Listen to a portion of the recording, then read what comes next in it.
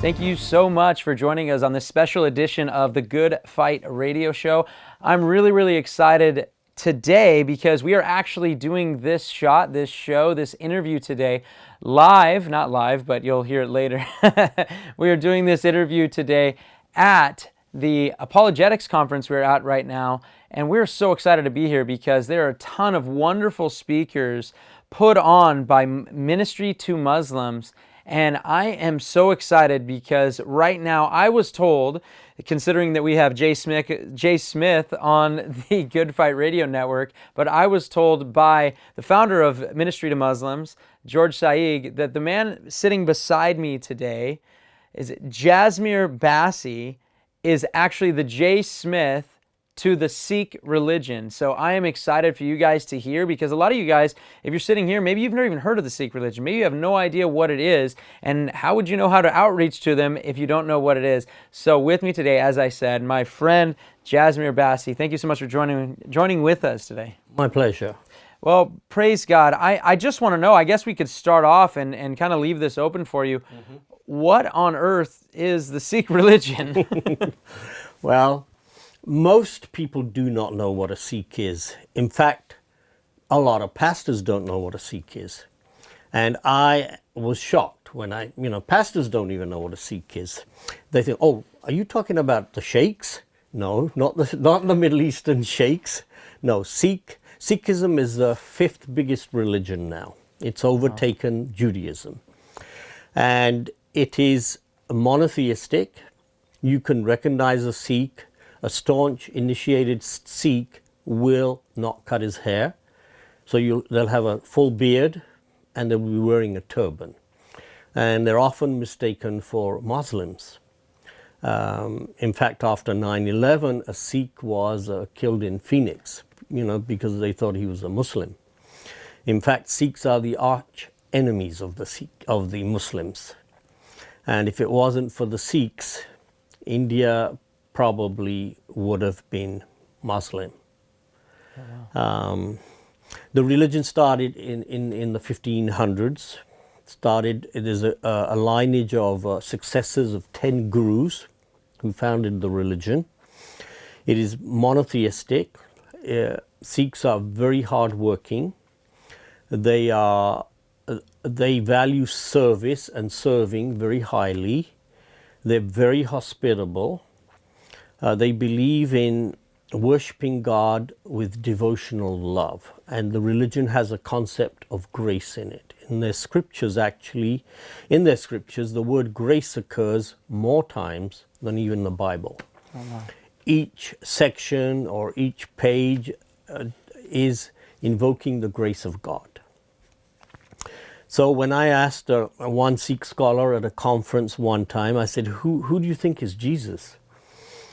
He immediately replies, the grace of God. And I'm stunned. And I said, how did you come to that conclusion? And he told me that his PhD thesis was in that.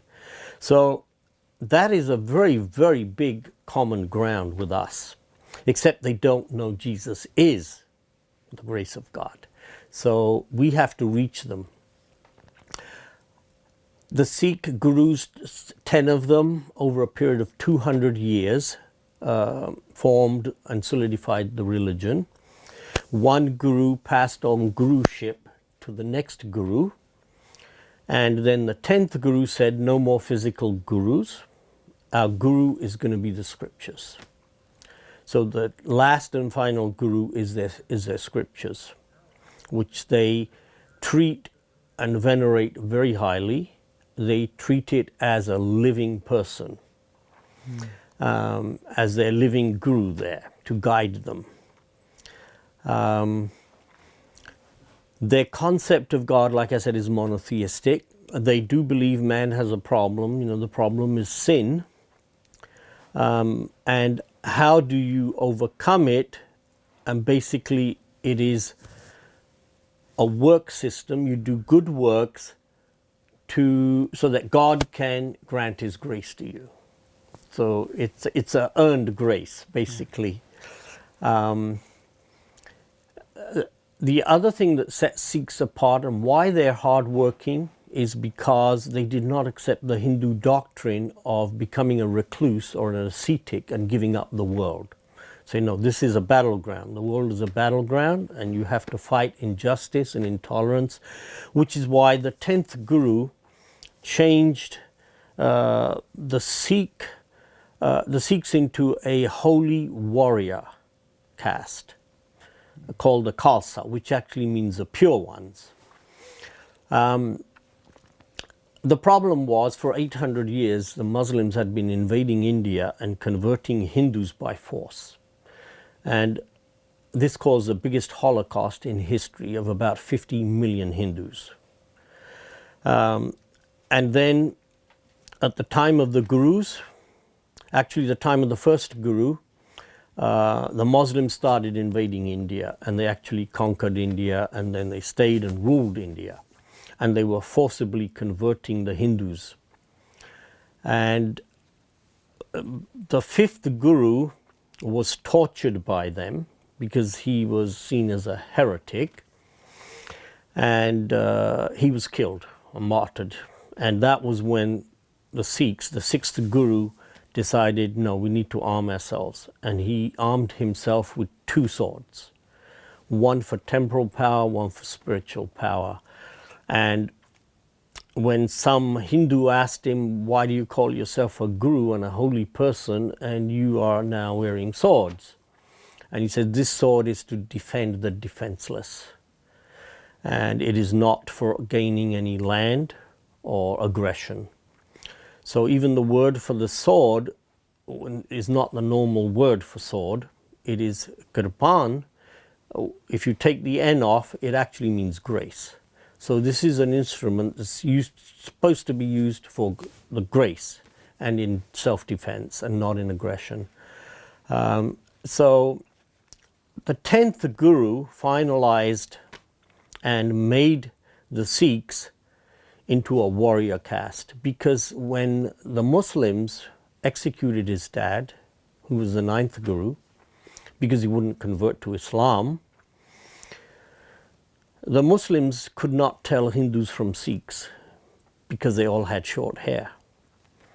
And he was 9, and he decided there and then that he would make his Sikhs recognizable in a crowd of 100,000. So he, that's why they don't cut their hair. They have a long beard, they wear a turban. You can't miss them.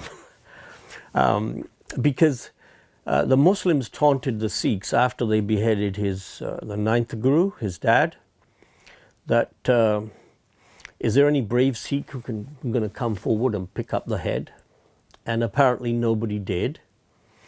But they did take the head afterwards. When it went dark, at night time, they did take it.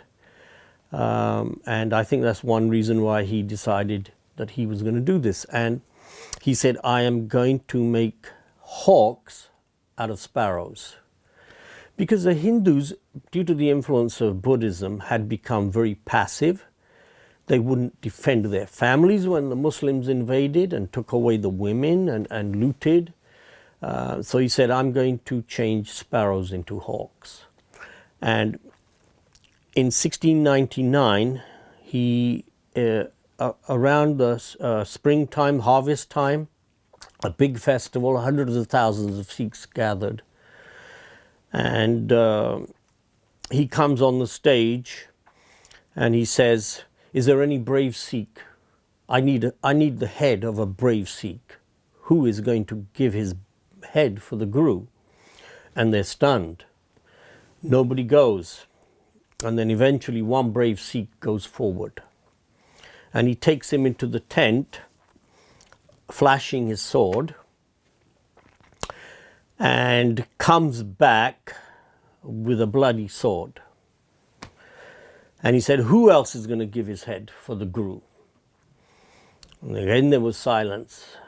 And then another brave Sikh comes forward, takes him in the tent, and comes out with the same sword with more blood. He does this 5 times. And then he goes to the tent, and A few minutes later, he comes out with all 5 of them, dressed in their new clothes with turbans, and he calls them the Khalsa, the pure ones. And apparently he had a goat in there that was killed, and the blood was the blood of a goat. But he wanted to test his Sikhs. He wanted to make them brave and fearless. And he then renamed them. Every Sikh is supposed to have a last name of lion, which means Singh means lion. So my name is Jasvir Singh Basi. So this was to instill more confidence in them and to be brave, because they were going to fight the Muslims. Mm-hmm. And the women are named Kaur, which means princess. So your royalty. And he put the turban on the Sikhs because in the Islamic rulers, only their rulers wore turbans. And he said, each of my Sikh is a ruler. So, and eventually the Sikhs did defeat the Muslims, and Maharaja Ranjit Singh established the Sikh Empire, conquered Afghanistan as well, which only Alexander the Great conquered. Nobody else ever conquered Afghanistan. Even the Muslim writers, the historians, they just marveled at the bravery of the Sikhs. So if it wasn't for them, it's quite possible India would have been Muslim, and maybe they would have waved through to China and beyond. So just like the Christians woke up when the Muslims conquered Turkey, and then went as far as Austria, and then were defeated. So in India, it was the Sikhs who did the same thing. That sort of gives you a background, and they're very, very, very proud people because of that. The British loved them because they were fearless fighters.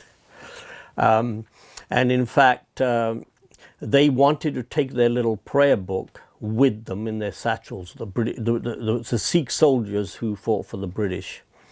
And the British actually had a small, I think it's a 1-inch prayer book for them, printed in tiny print, so they could take them in their satchels. And there's one in the British Museum in London.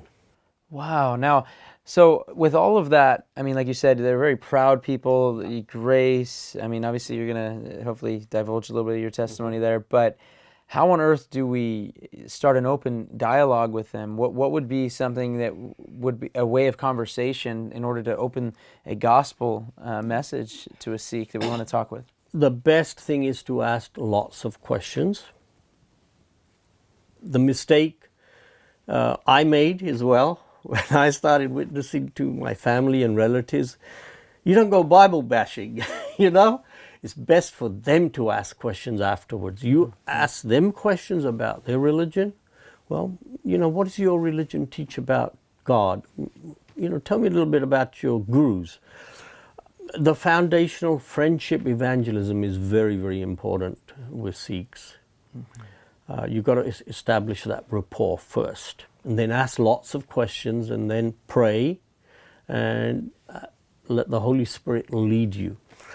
I am writing a book. It hopefully will be published in the next few months. Okay. It's called The Light of the Satguru.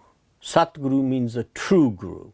Oh, okay. And the subtitle is Good News for Sikhs. So I will be presenting the gospel using their own scriptures parallel with the Bible. Oh, wow. That's incredible. Yes. So how did you come to faith then? I came to faith by the hound of heaven chasing me. I went to England when I was 5, and I never cut my hair until then. And the first thing my dad did was take me to get my hair cut. And the barber says, we don't cut girls' hair. I said, I'm not a girl. So, and then in school in London, that's where I grew up. My dad lived there. He went there before World War II. the teachers couldn't say my name. So they said, choose a Christian name. And that day in class, because they taught actually Bible classes from the Old Testament, New Testament, every day we had a full service, prayers and everything. And that day we did a lesson about a brave Jewish boy named David who killed a giant. So I said, you can call me David. So that's why people know me as David as well. Oh, that's great. So anyway, I had exposure to Christianity first time from school. And then I was a little confused. Who is this Jesus? We got our gurus. Who's true? I was only about 5.5, 6. And I was asking those questions. I wanted God to do a miracle to show me. And, you know. But eventually, to cut a long story short, because the testimony would take quite a bit of time, how I became a believer. I had exposure to Christianity, and as a teenager, I got exposed to a Christian cult based here in Pasadena called the Worldwide Church of God, which is apparently the only cult in history that has actually become orthodox again, I hear. And as a result of that, I was a teenager. I thought the world was going to end in 1975, and it was 1968. And I had an acute depression, and I collapsed. I had to go on sedatives, etc., and antidepressants. And I decided, I'm going to throw away the Bible. I'm going to throw away the concordance. I don't want anything to do with this religion of fear. But like I said, the hound of heaven didn't give up. Then I go to college, and my philosophy was eat, drink, and be merry. Man is the measure. Man can do anything. Man just landed on the moon at that time, and I thought, you know, anything is possible. And then I go into my family business after I graduate. I'm very successful. And then my dad dies. And I start asking questions, you know, what is the meaning of life? What happens after death? So I look into Hinduism. I don't like that because I do not like idolatry, because I knew what happened to the Jews when they constantly went into idolatry according to the Old Testament and how God punished them.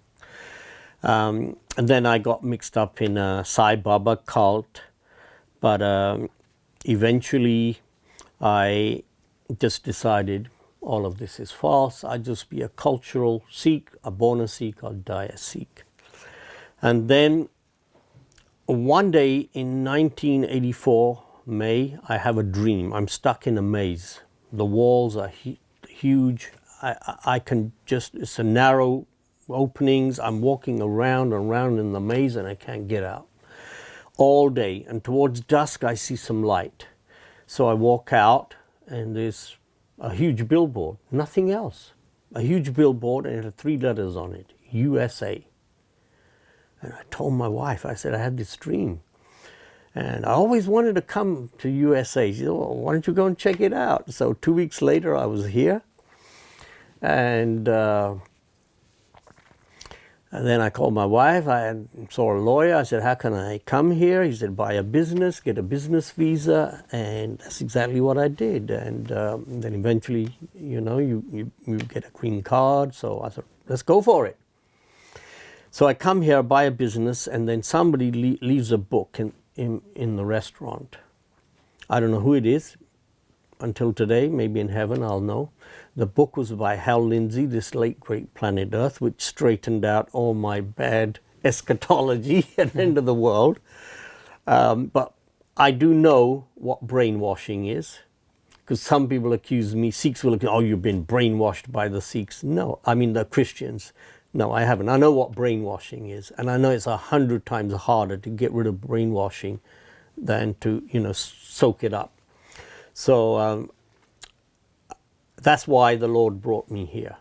He brought me here, and eventually I went to Grace Community Church, best teaching in the world, John MacArthur, got good theology training, and then Biola in Apologetics. And I haven't looked back. And then the Lord says, you and your household will be saved. then my wife, then my son, my daughters, my granddaughter, and my mum before she wow. died. So that's and the reason I became a Christian is because I looked at the evidence for the resurrection, and I was cornered. God, I surrender. You did rise from the dead, therefore you are who you are. Therefore everything you said is true. And the rest is history. I haven't looked back. And So now you said the resurrection. Now, would you say that would be a really good approach, since that's something that worked with you, or would that be a good approach to take to a Sikh? Maybe you're talking to him on the streets or so forth. I think because I was more intellectual, and most Sikhs are touched by the love of Christians and caring, especially a lot of the women, when they go through problems or their family problems and things like that. So I think the first thing is to establish relationship and love, and then you can tell about Jesus. Yeah, that's and show how he is far superior than the gurus. Yeah, I think that's really good. You talked about asking the questions, and I think that's really good. Some people, you got Right. the Socratic method, right? Right. Or I think Greg Kokel likes to call it the Columbo. Columbo approach. tactic. Columbo tactic, But maybe we got probably about 7 minutes here, but Yeah. maybe go through some of the questions that would be good to ask if you were talking with a Sikh, because I think Okay. a lot of people would love to know that. Yeah. I think the most important question to ask them and to get them to admit is that their gurus were sinners, because they perceive them as divine, which is totally false. Because the 10th guru, in fact, emphatically says, whoever calls me God will go to the deepest hell. And that is very important, because the gurus, each one of them, stated in their scriptures that they were sinners. And most Sikhs do not know that. Wow. Because they won't preach on those points. In fact, the first guru said, God, show your mercy and grace. My sins are as deep as the ocean and recurring like the waves. Take this sinking stone across this ocean. Very powerful. Every single one of them, all the authors virtually admit they're sinners, which is wonderful. And that's one thing you need to ask them. The other thing is, when the first guru was asked, who is your guru? He said, the word is my guru. You can take them to John 1:1. And then when the 10th guru was asked who his guru is, he said, the beginning, the end, the one and only incarnation is my guru. So there's powerful points of contact where you can lead them to Jesus. I like that. That's really good. Now, since we got about 5 minutes left, I'd love, since you have a book coming out, so you got to be pouring your heart into it. Yeah. I'd love to hear a little bit more about that. Maybe let people know, hey, maybe you have, is it something that if I have no clue what a guru is, I have no idea what a Sikh is it something that you could get your hands on and be like, wait, I could do this, I could go share the gospel, or something more academic? It is something where if you read it, you will know more about Sikhism than a Sikh. All right, that's good. And from their primary source, the scriptures. And the book actually, all of their scriptures are quoted in their original language, transliteration, and then the English translation. The Bible verses are in their language and also English. So you can ask them to read it themselves in their own language. Basically, it presents the gospel. Both religions agree God is holy. Both agree man is a sinner. What is the solution? They say it's reincarnation. Then I go into refuting that. Good. And the ultimate thing is, what is faith? You know? And I challenged them at the end. Now that you know all this about your gurus and about Jesus, who are you going to choose? That's the question. I am working on my website, which is going to, it's actually I have it set up. I haven't put any content on yet. It's called truthseekers.com. Except Seekers is not S-E-E-K, it's S-I-K-H-E-R, truthseekers.com. I like that. That's really good. Yeah. No, I'm excited, you know, and you know I'm so excited to have Jasvir Basi. I'm gonna get that name down 100%, so I don't forget. I'm excited that he's been able to share with us today on the Good Fight Radio Show regarding this, because it's something that hopefully for you guys who have never ever heard of Sikhism, or you've never heard of gurus or anything, what a great opportunity to not only hear about this, get some good ideas. Maybe it's your local neighbor, maybe it's a friend, maybe it's a coworker that you can go and share with, but also, guys, pick up that book, pick it up, and when it comes out, make sure you get down that website as well. Hopefully we'll put it on the link below as well, and check it out, and you guys will be so blessed. Thank you guys so much for joining the Good Fight Radio Show. God bless.